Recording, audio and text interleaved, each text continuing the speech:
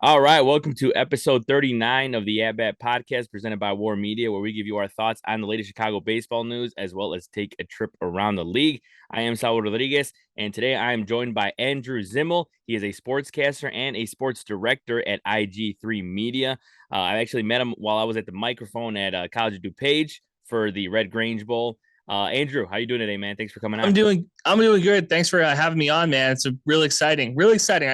Everybody has the most hope right before the season actually begins. This is probably the best time. I always say the best time to be a sports fan is before any games are played because anything can happen.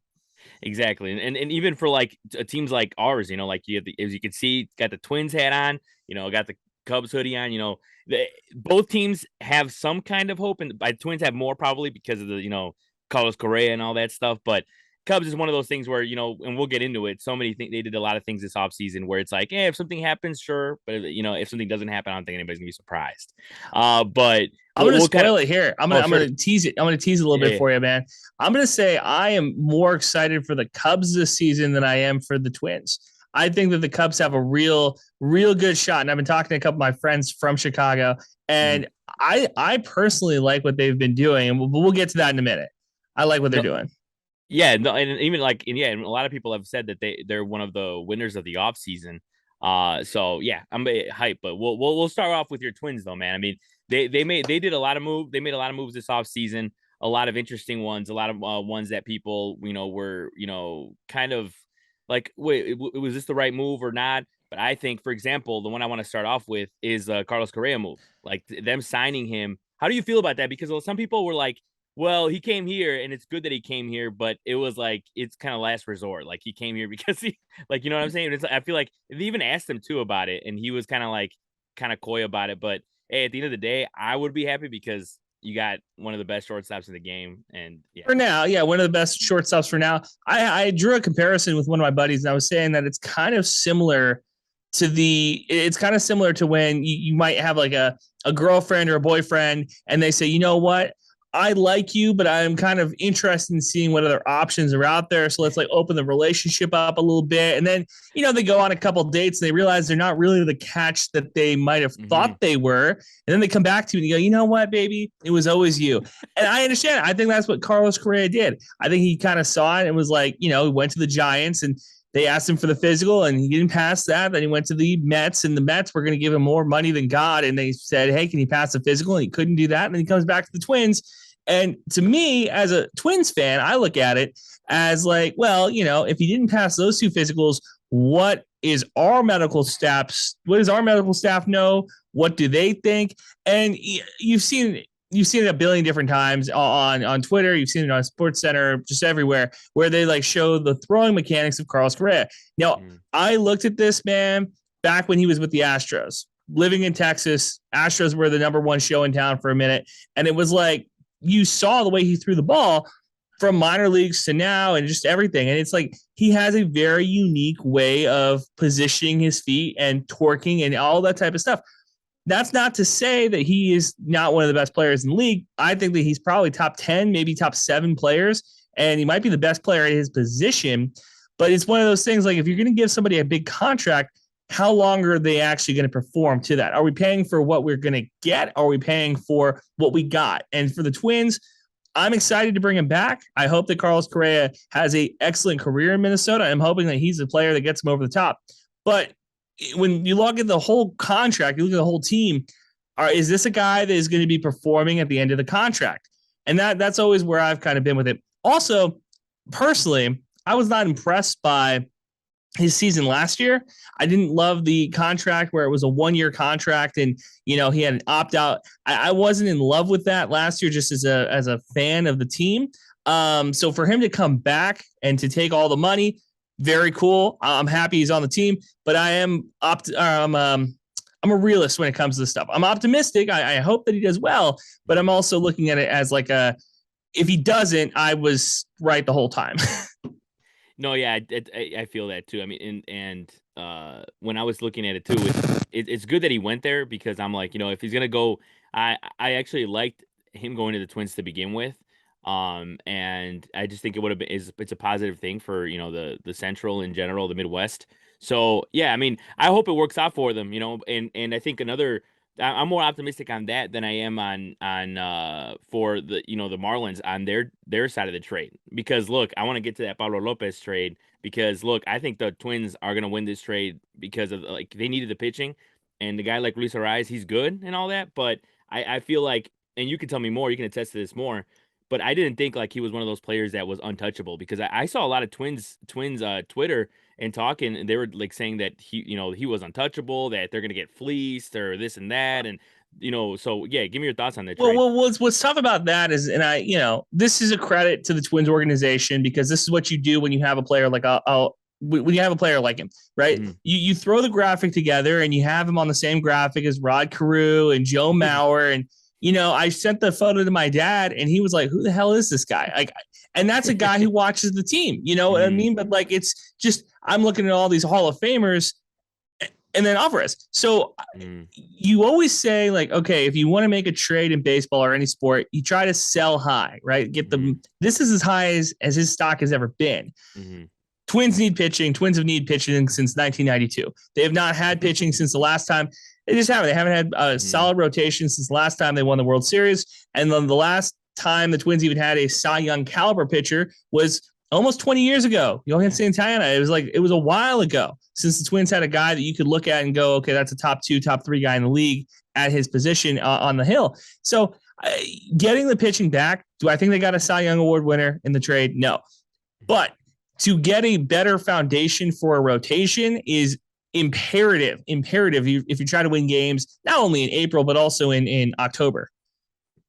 Yeah, no, and I mean it's also one of those things where I think like Pablo Lopez complements the rotation well, and like the guys that you guys have right now, and like with Joe Ryan and Sonny Gray and all that. So yeah, I mean I just think that it was a better move for you guys than it was for the Marlins on that side for sure, and I think it's gonna benefit you guys as well in the sense of having pitching because it's important, especially in the AL Central with some of the teams in offense that are in there. So and it's it's a crapshoot. So I think it's another thing too. I kind of want to transition to and just your overall thoughts on the AL Central because the White Sox didn't do much at all. I mean, they got Benintendi, but that still you could argue is not for what they wanted to do in the offseason. So kind of what are your overall thoughts, and do you think it's one of those things where it's still the Guardians to lose, or is it do the Twins have a shot at taking it?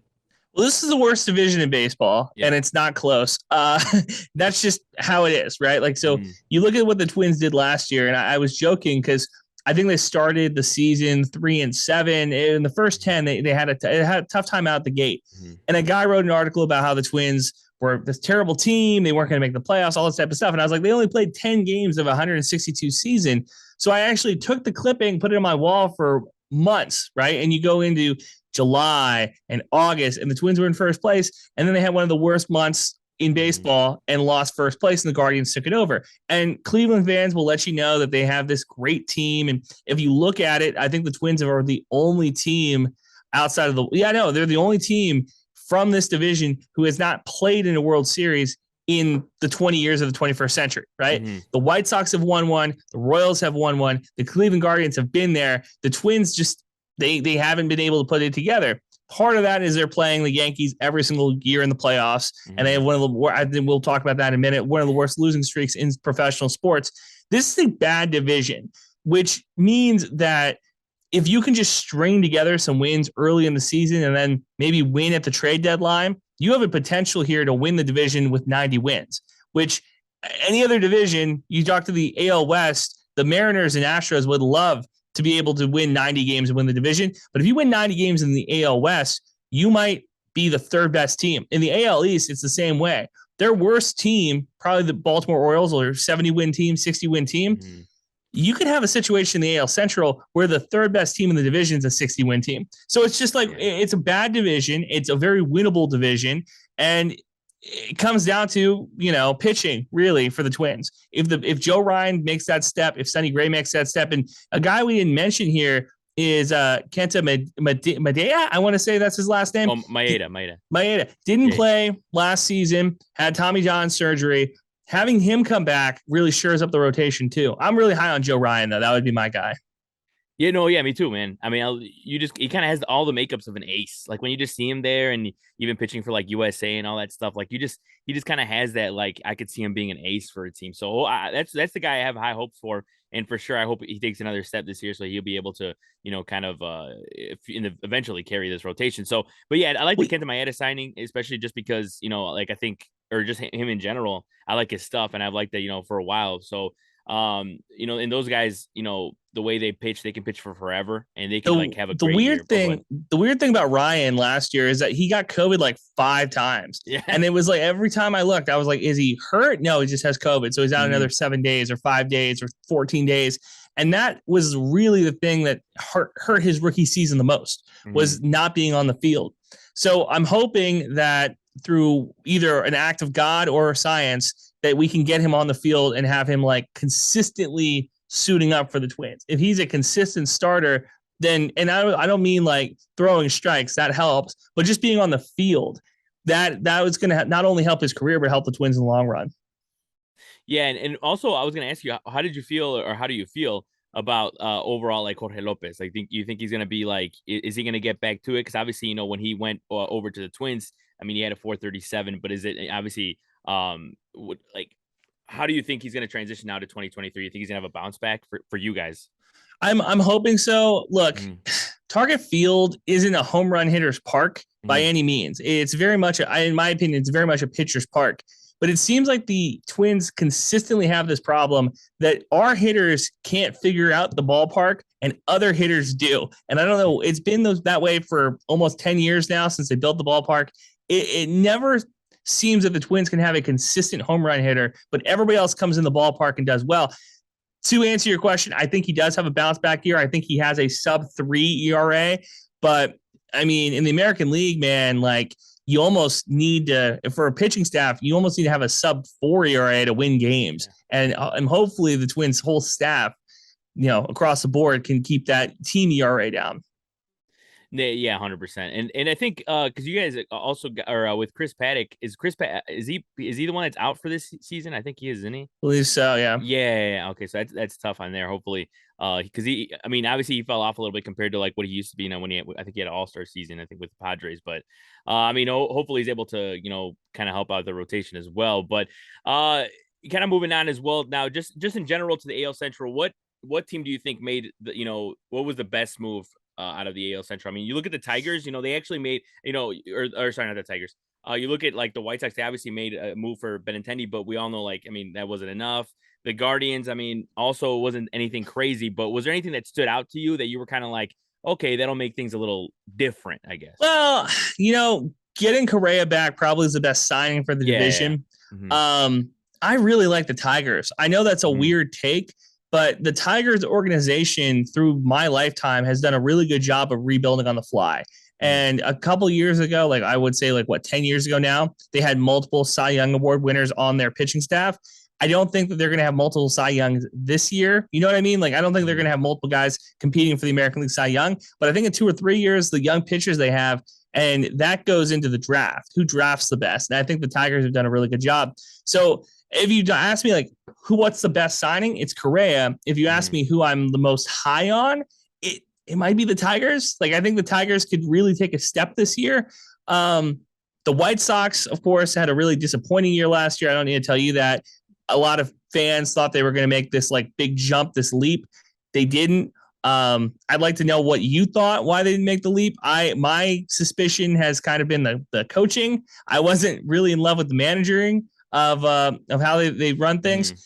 The Twins managerial kind of conundrum that they've had is that, and this goes across the board for baseball, is that if you're going to have a manager that's, I call it numbers versus vibes, because old school managers were just straight vibes all the time. Like, sure, you got the batting average and you got what the pitchers, but it was like, okay, my gut as a baseball guy says we need to bring in this relief pitcher, or I think we need to pinch hit for this guy, or do this or that. And it was all on the manager's plate. And now it is from the front office kind of directing it. And the Twins had a tough time this year with balancing the analytics with the vibes, the analytics with what baseball guys just think. And I think that that's going to get corrected this year. I think we're going to go more clearly. I think we are going to shift very much more into analytics and just go off of what the book says. The White Sox, I think, went off the book and were just straight vibes. And the vibes were not good. Yeah. Not good vibes. Am I wrong there? Is that feel right? Oh, 100%. I mean, the vibes could not be any worse, I think. I mean, and we talk about it all the time because, I mean, I come from it from the middle perspective, like a Cubs fan, but also just, I watch as much Sox games as I do Cubs games. And a lot of the guys that come on this show as well are Sox fans. And it's one of those things too, where a lot of people from the outside looking in they're like, oh, they had a lot of injuries, they had a lot of this, but it was a lot of things that just didn't work out anyways. It wasn't just the injuries. You can't just blame it on the injuries because everyone has injuries, right? And I think that there for them, I mean, it was more of, yes, managing, of course, was I think the number one issue because of the way things. I mean, all you have to tell people is the whole thing with walking Trey Turner at was it 3-1 or something, like, right? 3-1, I believe it was. Or sorry, no, it was 0-2. Sorry. And so, yeah, it's very odd in the way that they, manage things. But at the end of the day, with the talent they got, at least now you always have a hope, I guess, for the Sox fans out there, is that they can, finally turn the page and be able to put things together. With Pedro Grifol now as their manager, I mean, we've heard great things about him, especially, from the Royals side, and Benintendi really likes him as well. So hopefully that for them, they're able to put things together because, it's still great to see entertaining baseball in Chicago, whether, I'm not going to sit here and say I want the White Sox, to win the division or win the World Series or anything like that, but they have some great talent. And I do want to see Luis Robert kind of take the next step because a lot of people have compared him to Mike Trout, and he has not at all lived up to that whatsoever, because it's just not, first of all, not unfair to him to do that. Second of all, it'd be really hard for anyone to. So yeah, we'll see. We'll see. I don't know, man. I look at the White Sox. I think it was managerial last year. I don't think it was a talent problem. I look at the Guardians, and they're the flip side of that. They didn't have the talent. They had a really good manager. Terry Francona does a really good job. You asked me if it's still the Guardians' division to lose. It'll be their division to lose until somebody else takes it from them. But I think the Twins have a very inside-ish track to take the division from the Guardians this year. Yeah, no, that you're totally right on the Terry Francona thing. And it's like, yeah, it's one of those things too, where you kind of like in the playoffs, in the wild card game, in the wild card series, you're just like, man, half these guys, the casual baseball fan is going to be like, who are these guys? And they were able to just muscle their way to that point, obviously. And it just didn't work out in the end. But yeah, it's the AL Central is, despite and you're right in saying it's like the worst division in baseball, it's still that almost kind of makes it even entertaining to watch, because you're like, anything could happen. It's entertaining when they play each other. It's entertaining when they play each other. When the White Sox and Royals play, and it's a weird, like, why is this game going into extra innings? When the Tigers go into Minnesota, and it's like there's no reason for the Tigers to win this game. I cannot imagine being a gambler trying to bet these games. I could not imagine being a book trying to set the lines for these games. When the division plays itself, it's fun. When the division plays the Yankees or the Red Sox or the Dodgers or the Astros, that is when it's not fun. That is when it's like the Twins famously almost had a perfect game thrown against them in, I think, like the third game of the season against the Dodgers. That, to me, not great. Yeah. Not great. So it's a fun division. Don't gamble on it. And try to watch the games that are when it's interdivision. Yeah, no, you're 100% right on that. And and you kind of brought it up because I do want to kind of get your thoughts on this, as you brought it up with the whole, the Twins, every time they make it to the playoffs, it's always the Yankees. I mean, what do you honestly, do you think it's one of those things where, like, when I'm watching those games, I'm like, do you think the players are thinking about that? No, here's the problem. And I stress this to anybody who will listen. The Yankees are no longer the Yankees of the 20s or the 50s, right? There's no Babe Ruth or Mickey Mantle across the field. There's no Whitey Ford across the field for the Yankees. There's no Roger Clemens. Like, the way that the Yankees are currently, they're is just as good as any other team. I would argue that the Astros are better right now. The only thing that the Yankees consistently do is beat the Twins. That is the only through line throughout the history of the organization. And it's 16 straight now for the Twins. And look, half those, I would say 90% of those players who lost that first series against the Yankees are retired. Joe Mauer is going in the Hall of Fame next year. Like, there's no, they're not thinking about it anymore. We think about it. Twins fans think about it. Media thinks about it, but the majority of the players and the management, they've been rotated out twice over now. So it's not, it's just like the evil empire. That's what it is. And, maybe like I love Joe Mauer. I love my team. There's not a Harmon Killebrew. There's not a Kirby Puckett. There's not this like guy who can rally the team around him to win games. You know what I mean? And yeah, that's rare in baseball. There's only a couple of those guys in the league that in a series you can look to and be like, all right, well, I know that guy is going to perform, whether it be a pitcher or hitter. I know that guy's going to give us everything. I can rally behind him. There's just not that guy. And maybe turns into this year. Maybe it is Buck this year. This is a player we haven't talked about for the Twins. Byron Buxton has, I think, the best shot to be an MVP candidate on this team. Correa might be the best player. Buck has consistently been the face of the Twins organization. If he can be the guy that rallies everybody around him and can win a series, the minute that we get the proverbial monkey off the back for the Yankees, like the minute that kind of goes away, this organization will be so much better. But until then, it's, who do you face? I will mention this also, slip this in here. The Astros are another team that the Twins have had historically bad playoff experiences against. Now, granted, the Astros newer to the American League than the Yankees, but still, there's two juggernauts in the American League, and then there's everybody else, it kind of feels like. Yeah, you're right. I mean, and I didn't even, with the Astros thing, I forgot because, I mean, not that, again, the 2020 season, take it with a grain of salt, but wasn't that the year that the Twins, they won the Central, I think, or no, right? Yeah, no, we've won the Central 3 out of 4 years? Yeah. 3 out of 4 years? Yeah, and the Astros were like under 500, right? They're like, that's wild. But I mean, either way, like, 2020 though. But the thing is that like you look and look, it's weird now, especially with the Hall of Fame and stuff like that. Like you used to be able to look at a team and be like, okay, well that guy. The Astros legitimately during this run have had multiple Hall of Famers, and the Twins just have it. And other teams just haven't. Like, this is one of those teams in the history of sports, the history of baseball, where the stars are aligning for them, and this is their time. But hopefully that window's closed. I'm hoping that now they got this last one. We're done. No more Astros. I mean, hey, I wish I could agree with that, but I don't see it yet. You don't think so? I don't think because of like Jeremy Pena seems like he's gonna be really good, and like just the fact, with like their pitching, I feel like hasn't really lost much either. I know that they don't have Verlander, but he's 40. I think, yeah. Can I argue with the Pena point? Oh yeah, go ahead. All right, Juan Soto we thought was going to be this generational talent, and then he left. And I'm saying to you right now that Houston is a very good baseball market. There has been a very specific type of player who wants to play baseball in Houston. You think the Roger Clemens, the Andy Pettitts, there's something all those guys have in common that want to go play in Houston. And Pena does not really check that box to me. I think that if somebody wants to throw a bag at him, he would leave. And I'm hoping that happens. Let me ask you this. Astros or the field to win the American League? I know we haven't played a single spring training game yet, but would you take Astros or the field? Ooh. That's tough. I mean, looking at the changes that teams have made, right? I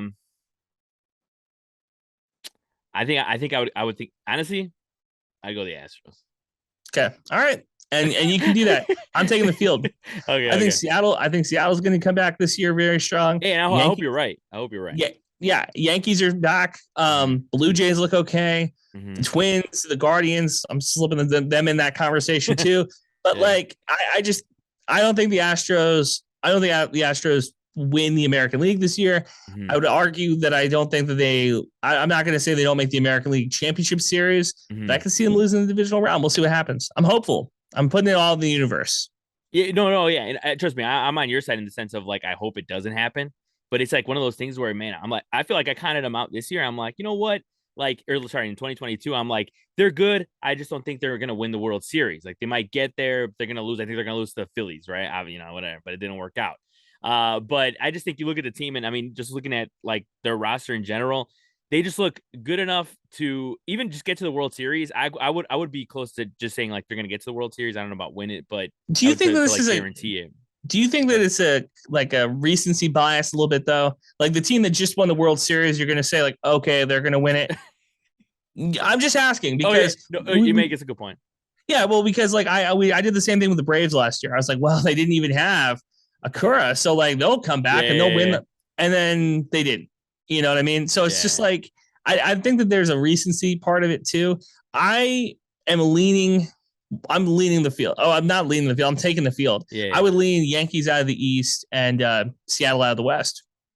No, yeah, I mean, Seattle, I hope takes another a step as well because that would be really awesome for baseball in general. But yeah, I mean, just to close out, I mean, like I think for the Astros, their rotation is really good. I think their bullpen's good enough. I mean, Brian Abreu, like those, like I think they have great talent on there and stuff. Presley, so and even like Abreu is like good enough to like as being seeing him play a lot here in Chicago. He's a great hitter, so I feel like putting him in that lineup is going to help a lot. And he's still got the Bregmans of the world, Altuve's of the world. So Do like you I think do you that's consider them a why guys get. dynasty? Nah, I don't think so. Okay, because Yeah, it got thrown around after this last title. I think that you have to win two in a row. I'm very much of yeah, the opinion that you got to win two championships in a row to yeah. be considered it, or Mm-hmm. 3 and 4 years or whatever. But the Astros consistently have been a good team. I just don't want to put them in the conversation with Oh no. the 90s Yankees or something like that. Okay, so we're on the same page with that. Yeah. Oh, yeah. Yeah. Definitely not. I think for me, it's just because for me, and you're probably right in the sense of like there is some like they just won the World Series and whatever, and it kind of makes me not want to doubt them because of like I doubted them last season, but I still look at the team and I look at their depth chart, man, and it's like it's still pretty damn good compared to because I don't look. I just like the Yankees, like the Yankees for me every year, and I feel like I picked them to win the World Series like twice in the past like 5 years, and they Me just piss too, me buddy. off. Yeah, yeah, and they just piss me off because it just doesn't get there.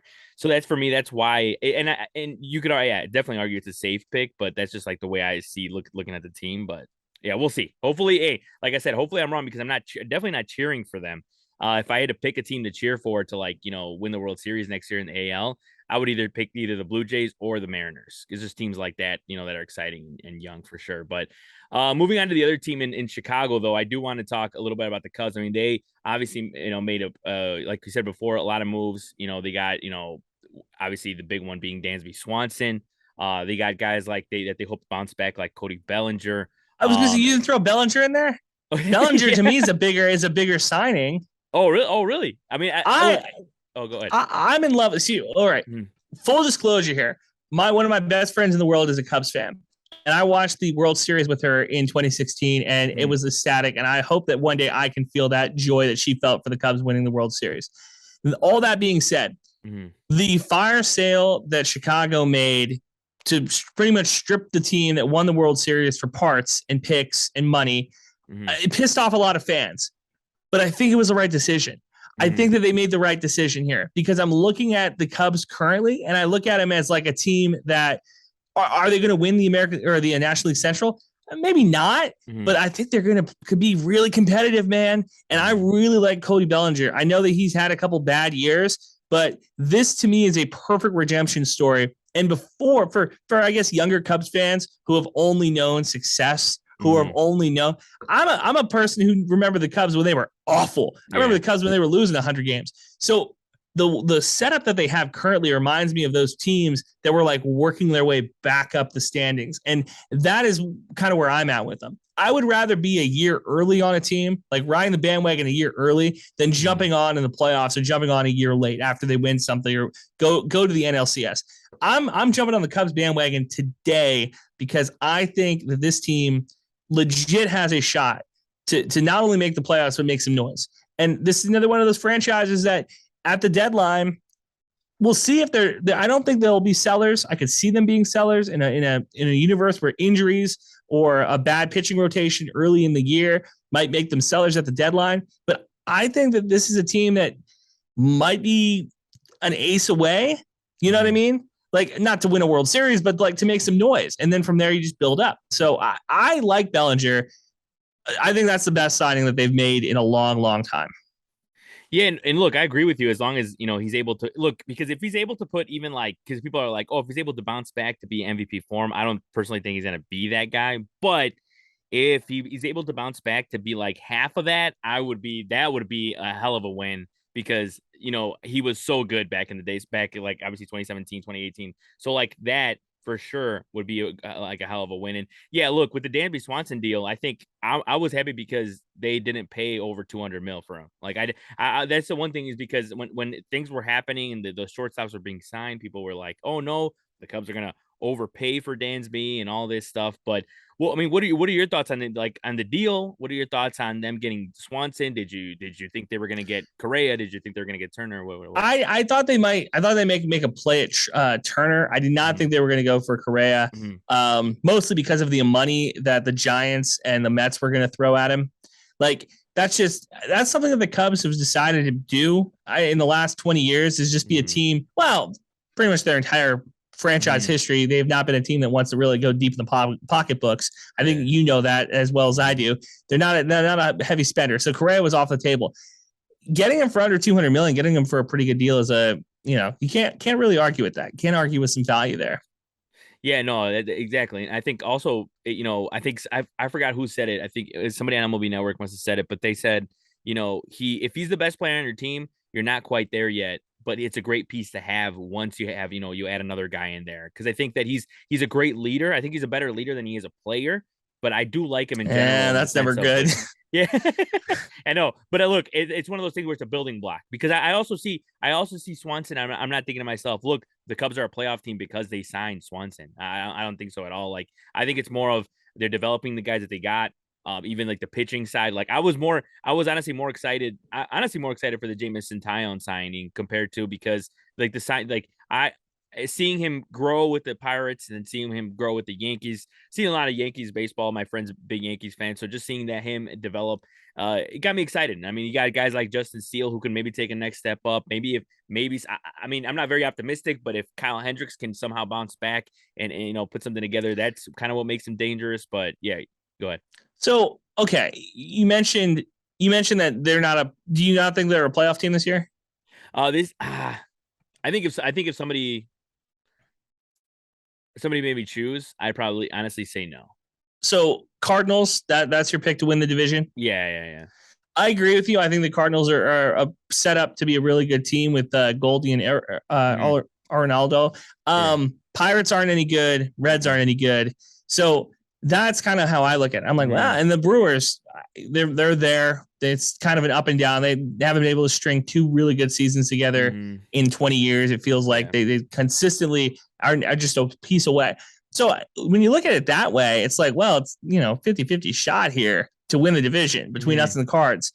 I give the edge to the Cards, but playoff team, Chicago makes a wild card run. Look, you got me excited. I'm not gonna lie. Yeah. I hope you're right, but I just think when you look at if I want to take off like my Cubs cap, but I think like the Brewers have enough to compete more than the Cubs do. Like the pitching is still there. They got William Contreras. Like I think that's a good piece. I think that they have they got a wanker who like if he has a bounce back year, he's gonna hit bombs. That's for sure. Well, so is Yelich, but it comes, exactly. It never comes in a game-winning situation. It always comes in a 5-3 loss. This is the other thing. Look at the National League just in general, right? So you have the teams that are at the very, very top. You got the Dodgers, you got the Padres, probably, and the entire NL East is good outside of maybe the Marlins, right? And the Marlins are competitive. So you're really competing against 4 or 5 teams to get a wild card spot in the National League. And to me, again, this is where we go down to if the first, and baseball, it's 162 seasons, but you can't win the pennant in April, but you can sure as hell lose it. And if you have a really good April, if you're a Cubs fan and you become a buyer at the deadline and you're willing to move some, young pieces, some minor leaguers for maybe another pitcher, a second guy, wouldn't be out of the ordinary to be a wild card team. Now, the question for the Cubs and the front office would be like, are we willing to go all in for a wild card, or are we trying to win the Central in 2 years or 3 years? Because the Cardinals aren't getting any younger. That's the beauty. That's the beauty about St. Louis Cardinals this year. And I'm going to go on record saying this now, is that they are 1,000% a win now team. And they are a win now team in one of the worst times to be a win now team, because the National League, I'm just saying the National League East is bonkers how good those teams are between the Braves, the Mets, and the Phillies. If you're trying to win the National League right now, brother, That's a lot. You're really going Yeah. uphill. Whereas I think the Cardinals are, or not the Cardinals, the Cubs are in a situation where they're not trying to win currently. They're not trying to win the 2023 World Series. They're not trying to win the 2025 World Series. I think 2026 is really when that window hopefully opens up for Chicago to try to win a title. Yeah, no, I mean, look, yeah, you're right on the Cardinals. They're definitely not getting any younger. I mean, and yeah, those divisions like the NL East is just super stacked. So that's another thing too is I don't see the Cubs sticking in with how many teams are competing for the spots in the NL. That's the only reason why. So I like and I hope they can. And look, and also another thing too is knowing Jed Hoyer, knowing how these guys work. If they're there in the middle of the season to like to possibly get a piece, they probably won't go off and get like a major piece. They just won't. It's gonna be one of those things where it seems like Jed Hoyer kind of works like, hey, we've gotten this far with this team. Why not play it out? Somebody's going to be a seller. That's the other thing you got to think of. One of those teams in the East is not going to be competing, and they're going to be willing to sell. I would lean toward the Mets. So it's like, could you make a trade to bring in somebody? I don't know. I'm just putting it out there, putting the floaters out there. I am very optimistic on the Cubs. I'm optimistic. My teams, my sleeper teams, the Twins for sure, the Cubs for sure, and probably Seattle. You can't really call them a sleeper, but I like the Mariners this year. Yeah, no, and also not to mention, I mean, yeah, when you're talking about teams that might sell and all that, for sure, the Angels are not gonna be good this year because they never are, right? So you look at a guy like Ohtani that they might consider moving him. Who knows? So that's Would you want Ohtani as a Cubs fan? Are you looking for Ohtani? I would, but the only problem is how much you're gonna give up for that guy, and that's the problem because you look at all the guys the Cubs have right now, and I'm not going to sit here and say they have the best minor league system, but they have a pretty solid system right now with Crow Armstrong, all those guys in there like Brendan Davis. Everybody has a solid. I've never heard any baseball fan say they didn't have a solid farm system. Everybody thinks they have a great farm system. I would look at it this way: can you sign him in free agency? Why would you trade for him when you can sign him in free agency? Yeah, exactly. I agree. Is that the guy? But Cubs, famously cheapskates, would they make the move? would they dish out money for Ohtani? I lean probably no. Yeah, I lean probably no. It's weird, man. Baseball's a weird sport because you spend all this money on a guy like Ohtani, and you either can use him every single day as a DH, or you use him every fourth or fifth day as a pitcher. But I don't know how long that's going to last, man. Like they compare him to Babe Ruth. I agree. I think he's an insane athlete. If you ask Ben Verlander on Twitter, he's a better athlete than Tiger Woods, Serena Williams, and LeBron James combined. I am of the opinion that this can only last like 2 or 3 more seasons, and then he becomes an everyday outfielder or a hitter. So if you have a really good staff and you think he's the guy that can put you over the edge as a pitcher, I'd make the move. But if you're a guy who, and I look at him as a guy in a couple of years is going to be playing right field, is he somebody that you can fit in and is going to work for you? Maybe. I don't know. Yeah, I mean, I like Ohtani. I just thought that I had to become an Ohtani hater for the last 6 months of the season because I was trying to root for Judge to break the record and win the MVP. Fair. That's fair. Yeah, for sure. I mean, like that's one of those things where, if Judge hadn't broken the record, which I'm glad he did, because I mean that was badass to see. I think Ohtani would have won it, but I mean that was a hell of a race regardless. So hope in general. Let me ask you: if Angels pick up the phone and say everybody is up, open cabinet, anybody can get traded for. How much would you be willing to give up for Mike Trout? Oh my God! Would you give up more or less for Trout than Ohtani? Is my question. Well, the only thing is that Trout isn't 26 years old anymore. That's the only thing. I know that he's an alien, so like realistically, he could still be good for like another 4 or 5 years, maybe. I don't know. That's really tough. It's a tough question. I think that somebody at some point is going to get him on a pretty affordable deal. Yeah. Like he's going to get moved. The Angels at some point are going to have to go in on a talent, like just get rid of everybody, suck for 10 years and then start over again. Because what they've been doing currently is just not good. It just hasn't worked. So you got to start over. I think that you got to pull the Band-Aid off and start over. Mike Trout on any team that's contending team makes them the best team, I think. Yeah. Ohtani, in the similar sense, any team that gets him is going to become a really good team. The question would be, what's the price? What would you be willing to give up for him? Yeah, no, you're right. And I think, I mean, definitely I'd give up more for Ohtani than for Trout. But I think just because of the state of where the Cubs are right now. But I mean, it's going to be fascinating to see in the offseason the race for Otani because obviously I think a lot of people favor the Mets to get him because Cohen is just trying to pull out all the stops. I mean, if you had to pick a team of where do you think he's going to go, like what would you choose right now? Where he would go, Yeah, yeah. well, he's going to go to a major market. Mhm. When he came to the States, he said he wanted to be on a coast. He didn't want to be on in the middle of America. He wanted to be on a coast. I think that might change now. Mhm. Maybe the time of China changes. The Rangers have a lot of money. The Rangers Yeah. have a pretty good history of signing foreign players. The Astros have a pretty good history now of signing foreign players, not so much Asian American players, but Mhm. foreign players. The Mets could give him the most money, I think. If I was him, I would say don't go to the Mets because if the minute that things start going wrong, the thread unravels and everything falls apart, and you don't want to be Mhm. any part of that. Look at Garrett Cole. Garrett Cole was one of the most likable players, one of the most prolific pitchers, and now he's just another guy. The Yeah. Yankees emblem is bigger than everything else. The Mets do not have that shield of 27 rings, but they still got the New York media. So every little thing you do, right or wrong, is going to be picked apart. I would not go to the Mets if I was Otani.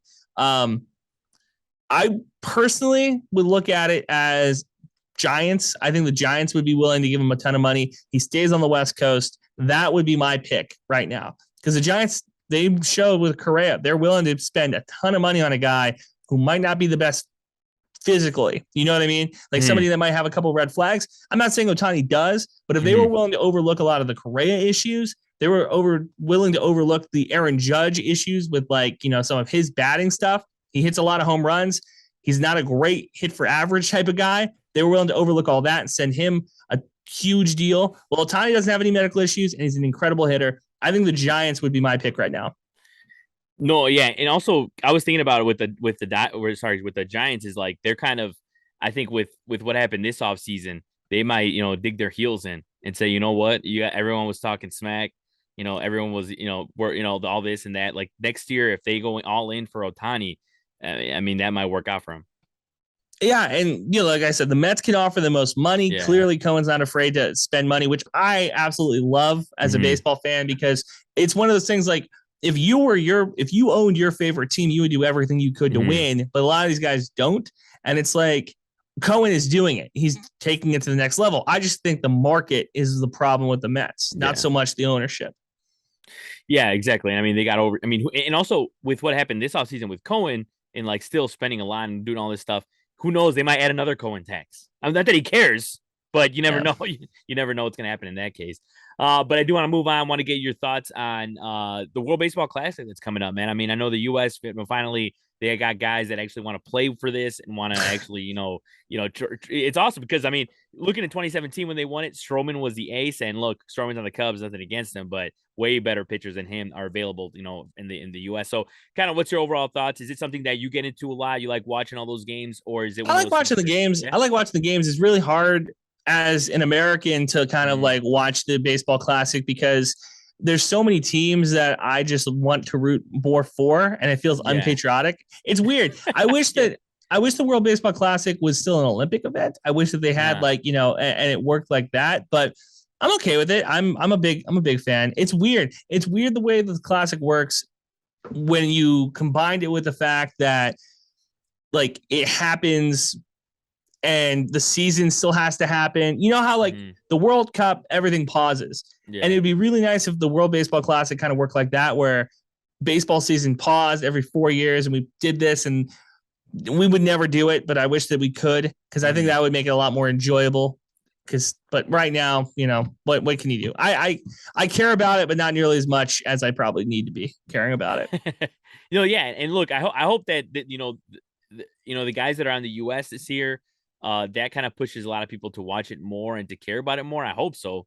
But you are right in the sense that like you look at teams like the Dominican Republic and Cuba, and those teams are just so fun to watch. And I mean, when Dominican Republic and Cuba play and Puerto Rico play, like to get it's the atmosphere is unreal. So yeah, I hope the US is able to bring it there and kind of like, I know I saw a lot of players from the Dominican Republic are at this point, I think not they're kind of the teams are objecting them to like for in the whole of them going or whatever, because I know Juan Soto was in doubt.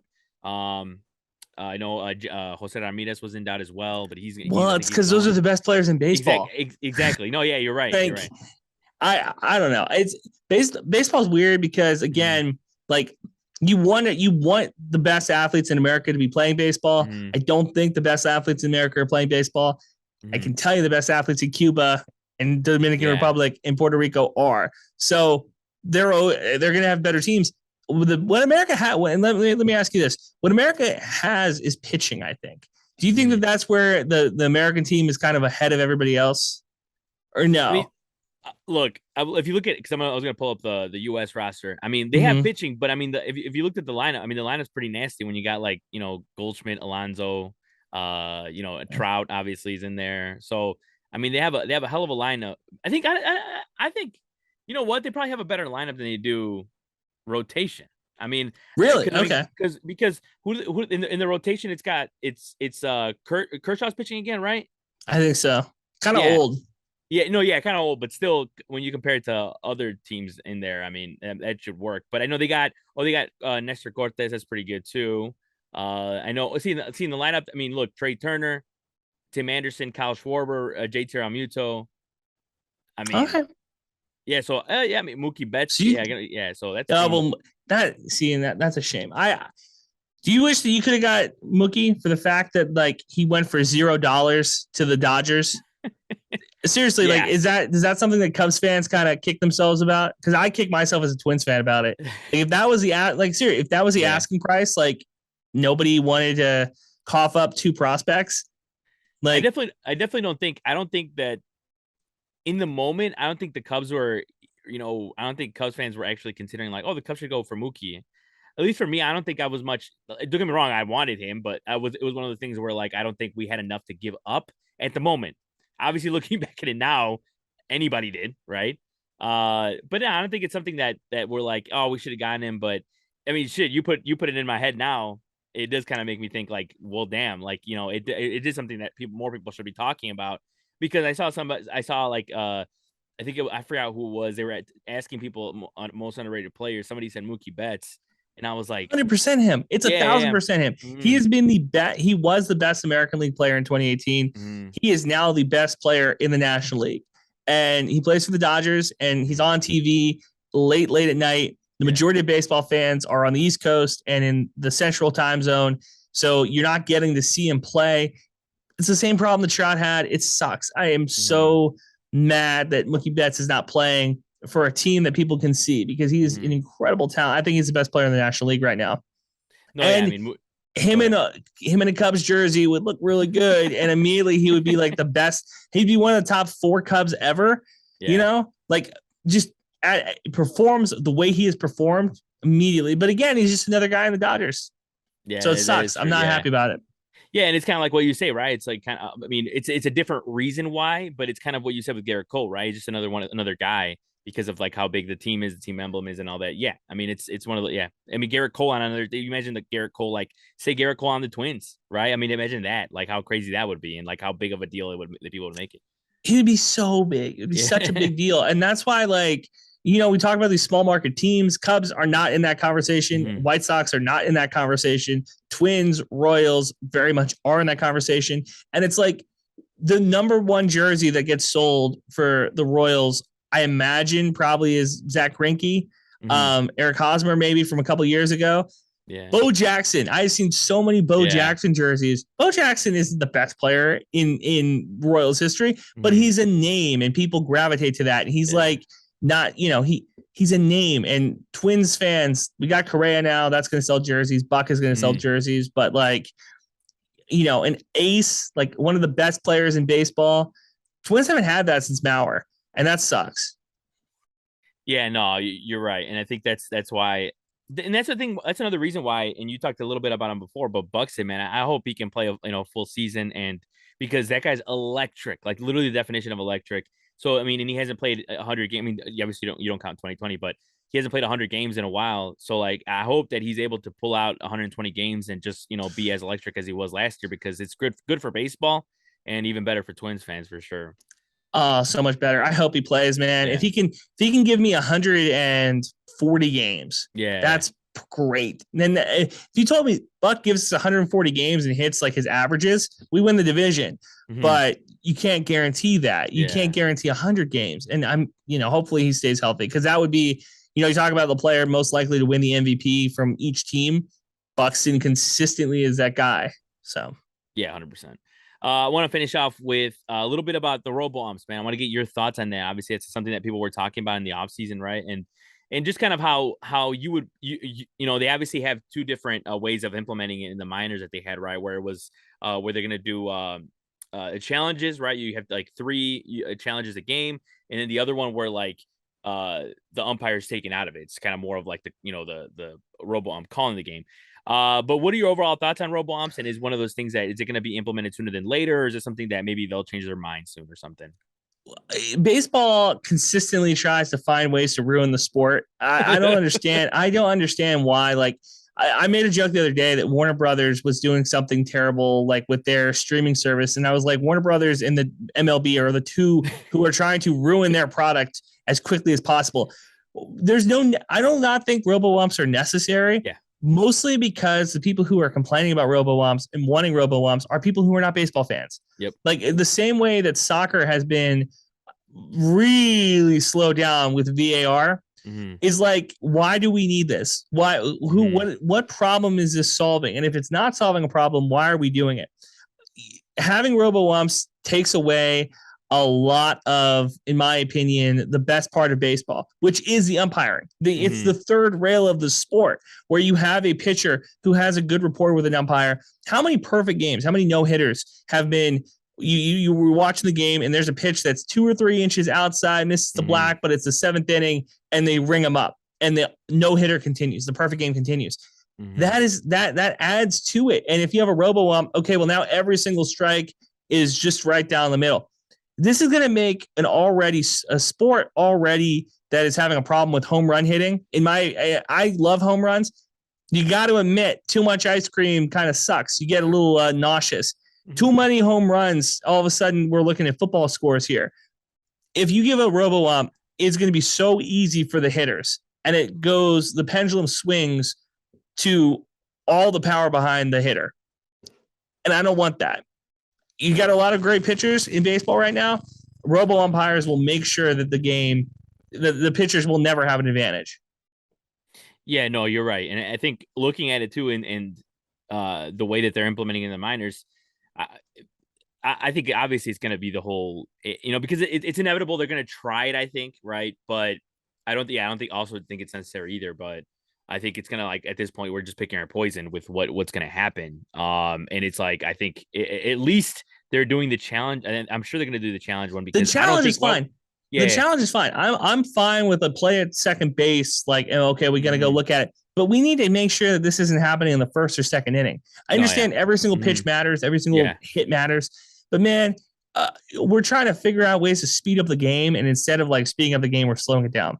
Like, it just doesn't make any sense. And baseball, between this and, the blackouts and Bali completely falling apart and the entire regional television network, the whole reason that that baseball has kind of survived is a regional sport. And now that's kind of going away. Like, it's tough. I think the steroid era was bad. I think currently this slow death by 1,000 cuts that Rob Manfred and the commissioner's office is doing to the sport is going to really, really hurt it.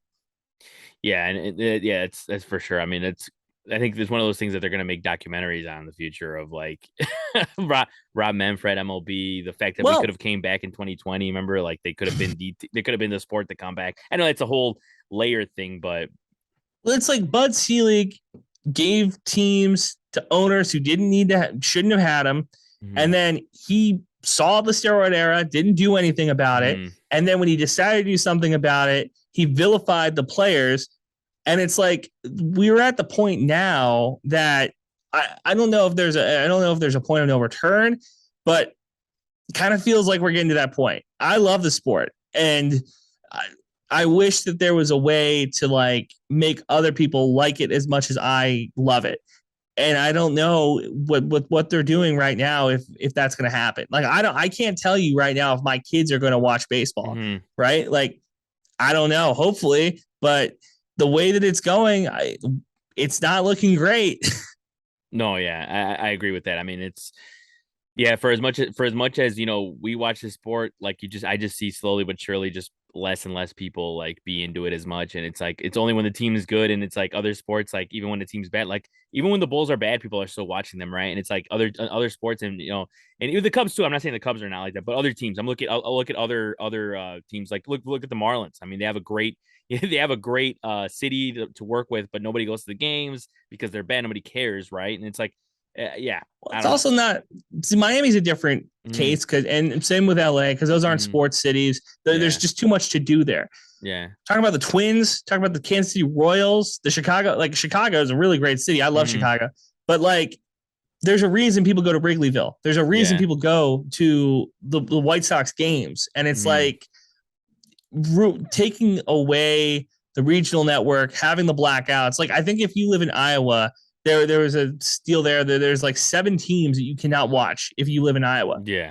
Iowa doesn't have a pro sports franchise, and it's like baseball easily could like be the sport in that state. Like give them the White Sox, give them the Cubs, give them the Twins, give them everything, and Mm, instead it's like, well, actually, you can't watch any of it. How does that make sense? You know what I mean? It just doesn't. yeah. Yeah, no, the blackout thing will never make sense, and I don't see the end of it anytime soon, unfortunately. But I hope I'm wrong, and they somehow see the light one day. But I don't think so anytime soon. Just Well, with Bali falling apart, this is what I'm hoping. With uh-huh. Bali falling apart, the baseball will get rid of the regional network and go with a streaming provider. Go with Hmm. Apple TV, go with Hulu, go with Disney, go with somebody, and just Hmm. have all of the games a la carte that you can spend $5 a month, $10 a Hmm. month, and I get the American League Central, or Hmm. $10 a month and I get the NL West, or something like that. And just like you want all of it, well, it's $200 a year or whatever. Hmm. Do something like that. Have it a la carte. Baseball fans will go to these streaming services. Live sports never gets old. That to me is the way that we should be going with this. Not this cable network, not this old school situation that we have here. No, yeah, definitely. And I hope they're able to, get to something that'll work out for sure in the end for all of us, because they need something. They need some kind of rush. But I think it's a good place to wrap things up, man. I really appreciate you coming on. I do want to give you an opportunity though, because I did see that you have a new podcast, right? It's called Squarin Around, I do. Texas sports Yeah. podcast with another Rodriguez, Jacob Rodriguez. I saw that from KNS. So yeah, kind of tell us a little bit about the podcast, man, and where people can listen to it.